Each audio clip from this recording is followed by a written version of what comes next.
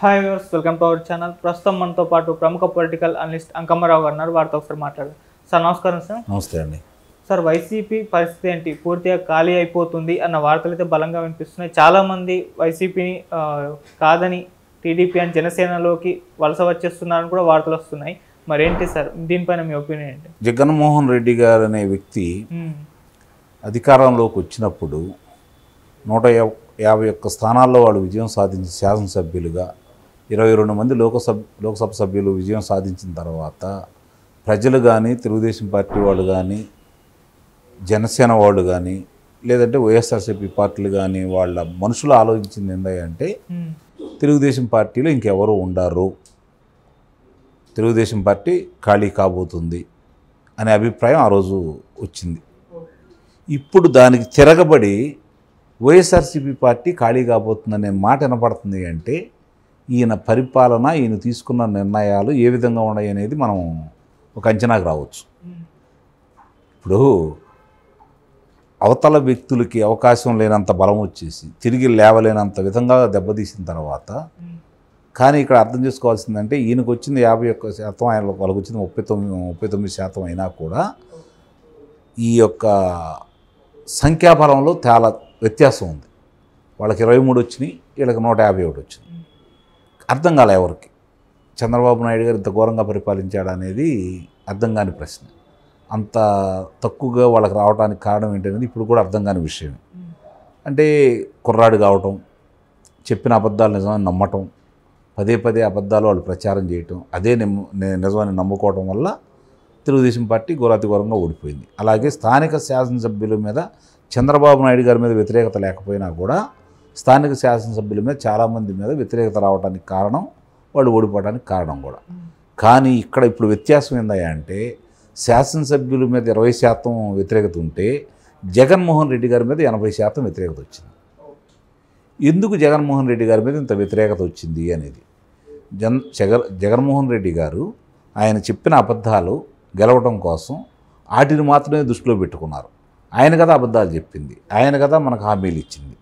ఎందుకు ఈరోజు నెరవేర్చలేదు? 4 సంవత్సరాల 6 నెలల 26 రోజులు ఆయనకు ఎందుకు పట్టింది? ఆ రోజు 6,50,000 కోట్ల రూపాయల కుంభకోణం జరిగింది. తెలుగుదేశం పార్టీ వాళ్ళు చంద్రబాబు నాయుడు గారు తిన్నాడు అని చెప్పిన ప్రచారం చేశారు కదా. కనీసం దాంట్లో 6 కోట్ల రూపాయలు పలానా సాటి ఇట్లా జరిగిందని చెప్పి ఈ రోజు వరకు ఎందుకు నిరూపించుకోలేకపోయారు? దాంట్లో వైఫల్యం చెందారు. కాబట్టి ఈరోజు మళ్ళీ ఆ మాట అడిగే హక్కు, ఆ మాట చెప్పే హక్కు జగన్మోహన్ రెడ్డి గారిది లేదనేది చాలా స్పష్టంగా అర్థమైపోతూ ఉంది. ఈరోజు వీళ్ళు మాట్లాడే విషయం కాడికి వచ్చేతలకి ఆ రోజు రాజధానికి ఎక్కడికి పోదు, నేను ఇల్లు కట్టుకున్నా అన్నట్టు ప్రచారం చేశారు. ఈరోజు 3 రాజధానుల కార్యక్రమం ఎత్తారు. అది చాలా అతను చేసిన దాంట్లో చాలా పెద్ద తప్పు. తర్వాత రావడంతో ప్రజావేదికను కూల్చడం మొదలుపెట్టేసి అతని మనస్తత్వం ఏంటో ప్రజలకు అర్థమయ్యేలా చెప్పాడు. కానీ ప్రజలే అర్థం చేసుకోలేదు. ఉద్యోగస్తులకి ఏమని మాట ఇచ్చాడు? జీపీఎస్ అమలు చేస్తాను, రద్దు చేస్తాను అన్నారు. మరి ఎన్నాళ్ళు పట్టింది? ఏం చేశాడు? యువత చూసుకుంటా ఉంటే ఆ రోజు ప్రత్యేక మనకు సంజీవిని అదొక్కటే మన భవిష్యత్తును మార్చిద్ది, నాకు 25 మందిని లోక్సభ సభ్యులు ఇవ్వండి, మెడలు వంచి నేను తీసుకొస్తాను అన్నాడు. కానీ ఈరోజు దాన్ని నిలబెట్టుకోలేకపోయాడు. యువత ఎంతో ఆశ పెట్టుకుంది.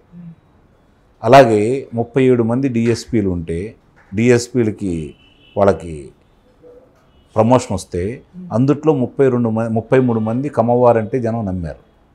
అదే హోంశాఖ మంత్రి గారు శాసనసభ సాక్షిగా ఇద్దరే కమ్మవారని చెప్పిన దాకా వీళ్ళు తిప్పికొట్టుకోవడంలో తెలుగుదేశం పార్టీ విఫలమయ్యారు. వాళ్ళు చెప్పింది పదే చేయడం వల్ల నమ్మారు జనాలు. ఇలా ఒక్కొక్కటి చూసుకుంటా ఉంటే ఆయన చెప్పినవన్నీ అబద్ధాలని తేలిపోవటం, చెప్పిన పథకాలను కూడా సంపూర్ణంగా పూర్తి చేయలేకపోవటం, పనులు పూర్తి చేయలేకపోవటం, ఉద్యోగ కల్పనలు కల్పించలేకపోవటం, పరిశ్రమలు రాకపోవటం, ఉన్న పరిశ్రమలను పంపించడం, తల్లి వెళ్ళిపోయింది, చెల్లి వెళ్ళిపోయింది, వ్యూహకర్త అనుకున్న ప్రశాంత్ కిషోర్ వెళ్ళిపోయాడు. శాసనసభ్యులు వెళ్ళిపోతున్నారు, లోక్సభ సభ్యులు వెళ్ళిపోతున్నారు. ఎందుకు వెళ్ళిపోతారు? ఒక అధికార పార్టీలో ఉండగా మళ్ళీ మనం గెలవమనే అభిప్రాయానికి వస్తేనే కదా వెళ్ళిపోయేది. ఈరోజు అంటే కొంతమందికి స్థానాలు లేవని చెప్పని పోటీకి వాళ్ళని దూరంగా పెడుతున్నారని, లేదంటే వేరే చోటకి మార్చుతున్నారని అసమ్మతి ఉంటే ఉండొచ్చు. కానీ ముందే ఎందుకు బయటకు వచ్చారు? ప్రజాల నాడి వీళ్ళకి అర్థం కాల. కానీ క్షేత్రస్థాయిలో ఉన్న నాయకులకు అర్థమైపోయింది.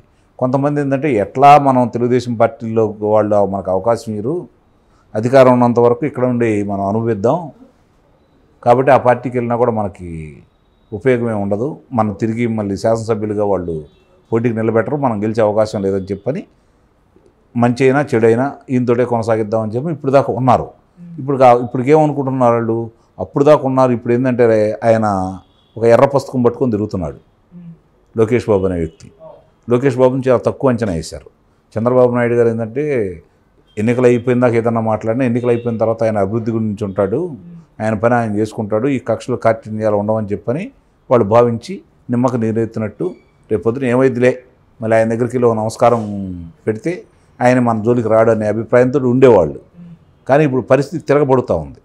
ఏ విధంగా వాడు చేసే అరాచకాలు రోజు రోజుకి మెతికిపోవడం వల్ల ఇప్పుడు మనం ఇట్లా ఉంటే ఆ కుర్రాడు ఆ ఎర్ర పుస్తకం పట్టుకొని తిరుగుతున్నాడు, మన పరిస్థితి ఏంటి అనే భయం వాళ్ళలో మొదలయ్యి కనీసం ఇందుట్లో మరీ అకృత్యాలు చేయని వాళ్ళు కొంతమంది మాకు నాయన మేము మీ పార్టీలోకి వస్తాము, మేము శాసనసభ్యులుగా పోటీ చేయము, మీ అభ్యర్థులు మేము గెలిపిస్తాము, మమ్మల్ని మీ పార్టీలో చేర్చుకోండి అనే విధంగా తయారయ్యారనేది వార్తలు వినపడతా ఉన్నాయి.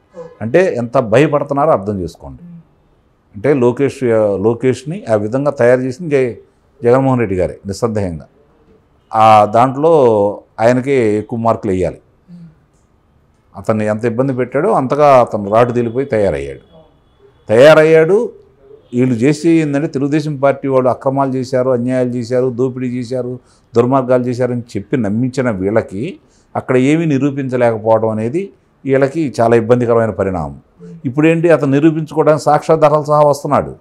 అతను చేసిన పాదయాత్రలో ఏం ఎత్తి చూపాడు, వాళ్ళకి సవాలు విసిరాడు, దీనికి సమాధానం చెప్పమన్నాడు, మీరు పలానా వాళ్ళు దొంగలన్నాడు, ఈ మంత్రులు ఈ దొంగతనం చేశారన్నాడు, ఈ మంత్రులు ఈ కబ్జాలు చేశారన్నాడు, ఈ మంత్రుల వల్ల కొంతమంది ఇలా చనిపోయారని చెప్పాడు, దౌర్జన్యాలు చేశారని చెప్పాడు, విధ్వంసం చేశారని చెప్పాడు, సాక్ష్యాధారాలు చెబుతున్నాడు, గతంలో మేము చేసిన అభివృద్ధి ఇద్దని చెప్పని సెల్ఫీ ఛాలెంజీలు చేశాడు.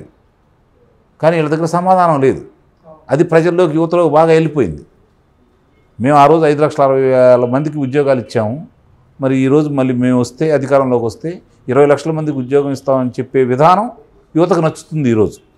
ఆ రోజు ఏ యువత అయితే జగన్మోహన్ రెడ్డి గారు వెంట పరిగెత్తారో, జగన్మోహన్ రెడ్డి గారి గెలుపుకి ముఖ్య పాత్ర వహించారో, ఈరోజు వాళ్ళందరూ కూడా వ్యతిరేకిస్తున్నారనేది వాళ్ళకి అర్థమైపోయింది. ఇవన్నీ జరుగుతున్న తర్వాత ఇంకా పార్టీలో ఎవరుంటారు చెప్పండి? ఇప్పుడు వాళ్ళ దారి ఏంటి? తెలుగుదేశం పార్టీకి వెళ్ళాలా, అధికారంలో వస్తున్నారు కాబట్టి. లేదు, వాళ్ళతోటి కలిసి ప్రయాణం చేస్తున్న జనసేన పార్టీలోకి వెళ్ళాలా. తెలుగుదేశం పార్టీలోకి ఏమో వచ్చే వాళ్ళని మీరు వస్తే రండి, మంచి వాళ్ళు వస్తే రండి, ఒకవేళ మీరు వచ్చినా కూడా మీకు ఆ స్థానాలు కేటాయించలేకపోవచ్చు, మేము మళ్ళీ మిమ్మల్ని శాసనసభ్యులుగా నిలబెట్టలేకపోవచ్చు అనేది అభిప్రాయం స్పష్టంగా వ్యక్తం చేస్తున్నారు. జనసేన పార్టీ ఏంటి, అసలు మాకు మంచి వాళ్ళైతేనే రండి, ఎవరు పడితే వాడు మా పార్టీలోకి రావద్దని చెప్పిన వాళ్ళు అక్కడ మోకాలు అడ్డేసి కూర్చున్నారు. ఇప్పుడు వాళ్ళ దిక్కేంటి, వెళ్తే భారతీయ జనతా పార్టీకి వెళ్ళాలా, లేదంటే కొంచెం ఏదో కొంత పాత వాసం ఉంది కాబట్టి ఇందులో కాంగ్రెస్ వాదులు ఎంతోమంది తిరిగి మరి కాంగ్రెస్ పార్టీలోకి వెళ్దాం, పక్క 2 రాష్ట్రాల్లో విజయం సాధించింది కదా అనే ఉద్దేశంతో ఆ పార్టీలోకి వెళ్ళాలి. ఇది ఇప్పుడు వాళ్ళ దగ్గర ఉన్నటువంటి పరిస్థితి. ఈ పరిస్థితుల్లో ఏమి చేయాలో అర్థం కాక మళ్ళీ తెలుగుదేశం పార్టీలోకి వెళ్తేనే మనకి పదవులు వద్దు ఏమొద్దురా నాయన, రేపు పొద్దున మన మీదకి ఇబ్బంది రాకుండా ఉంటుంది, ఈ ఎర్ర పుస్తకం పట్టుకొని మన జోలికి రాకుండా అని చెప్పని తటస్థంగా ఉండి చిన్న పొరపాట్లు చేసిన వాళ్ళు, దౌర్జన్యాలు చేయని వాళ్ళు ఆలోచిస్తున్న మాటలు ఇవి. కాబట్టి ఇప్పుడు ఏమనుకుంటున్నారు అంటే, ఇంకా ఇప్పుడు ఒక్కొక్కళ్ళు బయటకు వస్తూ ఉన్నారు. ఈ మార్పులు చేర్పులు చేశారు కదా శాసనసభ్యులు, ఎక్కడెక్కడ పోటీ చేయాలి అనే దానికి మంత్రులను మార్చారు. అంటే నువ్వు శాసనసభ్యుడిని ఇటు నుంచి అటు మారిస్తే ఇక్కడ అవినీతి చేశారు, ఇతని మీద వ్యతిరేకత వచ్చిందంటే అక్కడ ఎందుకు వస్తుంది? ఇదేమైనా ఇక్కడ నుంచి తీసుకెళ్ళి ఆఫ్రికా ఖండం తీసుకెళ్ళట్లేదు కదా, లేదా అమెరికాలోకి తీసుకెళ్ళట్లేదు కదా, ఇక్కడ నుంచి అక్కడ తెలియదు, వాళ్ళు ఏదో కొత్త వాళ్ళు అనుకోవడానికి. ఇదే రాష్ట్రం, 175 నియోజకవర్గాలు, వీళ్ళకే కదా జరుగుతుంది, వీళ్ళకి తెలియకుండా ఎలా ఉంటుంది? అంటే ప్రజలు ఏమనుకుంటున్నారు, నాయన మార్చాల్సిన శాసనసభ్యులు కాదు నిన్ను అంటున్నారు వాళ్ళు. ఆ విషయాన్ని వదిలేసి వాళ్ళు మారిస్తే ఉపయోగం ఏందని చెప్పి వాళ్ళు భావిస్తున్నారు. ఇది చాలా స్పష్టంగా అర్థమైపోయింది కదా వాళ్ళకి. అన్నప్పుడు ఇప్పుడు వాళ్ళకి ప్రత్యామ్నాయ మార్గం ఏంటి చెప్పండి?